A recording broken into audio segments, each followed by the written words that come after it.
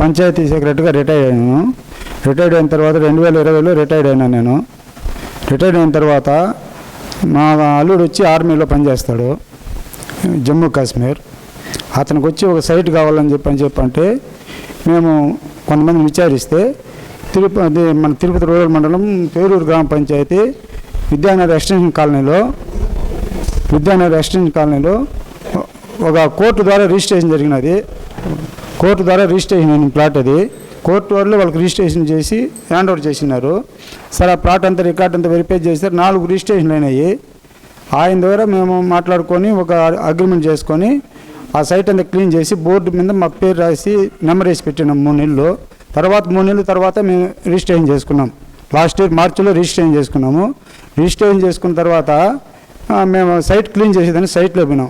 సైట్లో పోతే క్లీన్ చేస్తూ ఉండేటప్పుడు మా పేరూరు పంచాయతీ అతను కత్తి సుధాకర్ అని అతను వచ్చి మా పైన పెద్ద దాడి చేసి గొడవ చేసినాడు. ఆ రోజు ఏమి ఎక్కడంటే మాది ప్లాట్ అన్నాడు. మీది ప్లాట్ అయితే ఎందుకు మేము రిజిస్ట్రేషన్ చేసుకున్నాము, డాక్యుమెంట్స్ చూపించినాము.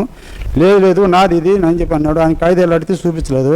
సరే మేము అప్పటికప్పుడు 100 ఫోన్ చేసినాం, పోలీస్ స్టేషన్ కంప్లైంట్ ఇచ్చినాము. పోలీస్ స్టేషన్ కంప్లైంట్ ఇస్తే కూడా వాళ్ళు ఏం పెద్దగా ఇది చేయలేదు. తర్వాత అప్పుడు వచ్చి మా అల్లుడి క్లాస్మేట్ ఎస్పీ గారు హర్షవర్ధన్ రాజు మా అల్లుడి క్లాస్మేట్. సరే ఆయన దగ్గర పోయినాము. ఆయన దగ్గర ఫోన్ చేయించి సిఐకి చెప్పించినాము.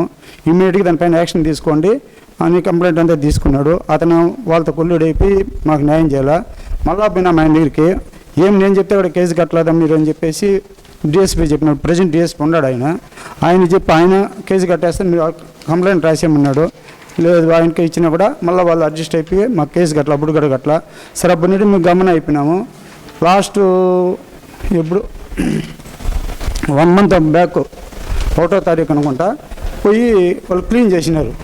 క్లీన్ చేసినప్పుడు జేసీబీ వచ్చింది అక్కడికి. జేసీబీ వస్తే మేము పోయి పెద్ద గొడవ చేసి జేసీబీని బయట పంపించేసి బోర్ వేసేది బండి పాయింట్లో పెట్టాడు. పాయింట్లో పెట్టినప్పుడు బండి బయట తీసేసి మా అల్లుడు ఉన్నాడు, అప్పుడు లీవ్లో వచ్చినాడు, అతను తీసి చేసి పక్కన పంపించేసినాం. ఆ రోజు మీద మళ్ళీ పోలీస్ స్టేషన్లో కంప్లైంట్ ఇచ్చినాం. కంప్లైంట్ ఇస్తే ఇప్పుడు మళ్ళీ సిఐ గారు మారినాడు. అంటే అతను మారిన తర్వాత ఇతను వాళ్ళకి సపోర్ట్ చేసి వాళ్ళు మళ్ళీ ఏదో మాకు న్యాయం చేసేటి ఉన్నది. సరే అప్పుడు మీద మన రవి ఉన్నసారి సిఐ గారు అడిషనల్ ఎస్పీ గారు చెప్పినాం, ఏం సార్ ఈ మాదిరి ఉండదంటే ఆయన ఫోన్ చేసి ఒక మిలిటరీలో మన కోసం దేశ సేవ చేస్తున్నాడు, అతనికి న్యాయం చేయకపోతే మనం ఎందుకు ఉండేది అని చెప్పి ఫోన్ చేసి మా ముందరే చెప్పాడు. అతను ఎవరికి సిఐకి ఈ అమ్మాయిను మా అమ్మాయి అడిగితే ఆర్మీ అయితే మేమేం చేసేది, మా చేతులు ఏం లేదు, మీరు కోర్టు పోండి అన్నాడు. సరే మీరు కోర్టు పోన్నాము, కోర్టులో పోదామని చెప్పి కోర్టులో ఇంజక్షన్ తీసుకున్నాం. టెంపరీ ఇంజక్షన్ వచ్చింది. ఇంజక్షన్ వచ్చి మేమైతే గమనం అంతా పర్మనెంట్ వచ్చిన తర్వాత చూద్దాం అనేసి 2 డేస్ బ్యాక్ మేము ఊర్లో లేనప్పుడు చూసుకొని మళ్ళీ జమ్మూ కాశ్మీర్ బయలుదేరి వెళ్ళిపోయినాను కదా మనం పోయినాడు. పోయింది మేము చూసుకొని నిన్న బోరేసి మనుషులు పెట్టుకొని బయట నుండి ఒక 50 మందిని మనుషులు పిలిపించుకొని లేడీస్ని జెంట్స్ని పిలిపించుకొని కత్తి సుధాకరు, ఈశ్వర్ రెడ్డి, అది ఎమ్మెల్యే పేరు చెప్తా ఉన్నారు, ఎమ్మెల్యే తెలుసునా లేదా మాకు తెలియదు. అసలు ఈ పొద్దు అంబేద్కర్ జయంతి, మేము ఎందుకు బ్రతకాలనిపిస్తాను, మాకు ఎంత అన్యాయం జరుగుతూ ఉంటాయి. రిజిస్ట్రేషన్ చేసుకున్నాం, అదేం టీకేటీ కాదు, 50 లక్షలు పెట్టి రిజిస్ట్రేషన్ చేసుకున్నాం. మీరు అందరూ మాకు సహకరించి దాన్ని నిలుపుకుంటే మేము అన్ని సావాల్సి వస్తుంది, వేరే మార్గం లేదు. నాకు 50 లక్షలు పెట్టామండి దానిపైన. మేము కనీసం అంతమంది ఎక్కింది లేకపోతే ఎట్లా చెప్పండి. చూద్దరు ప్రజలు ఎంతమంది పనిచేస్తున్నారట అంటే మేము పోయి వాళ్ళతో ఢీకొని శక్తి. నాకు 66 ఏళ్ళ వయసు. ఈ అమ్మ కూతురు వాళ్ళ ఇంకో కూతురు ఆర్మీలోనే, ఆయన వాళ్ళకిద్దరికి రిజిస్ట్రేషన్ చేయించినాం.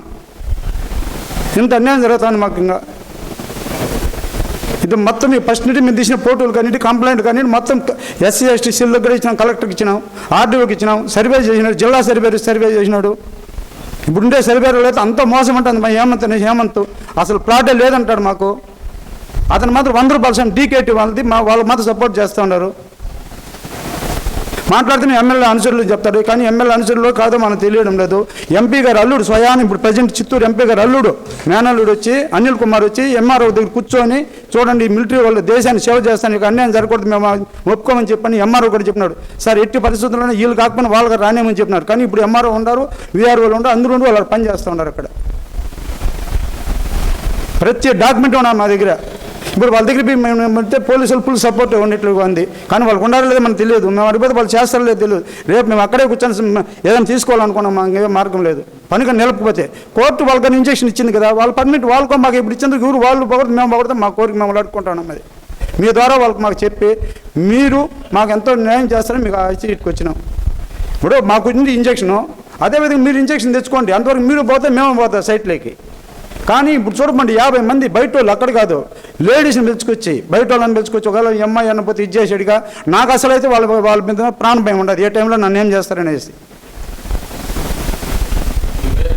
నా పేరు Venkatappa, AC Venkatappa, retired panchayat Venkatappa, AC Venkatappa.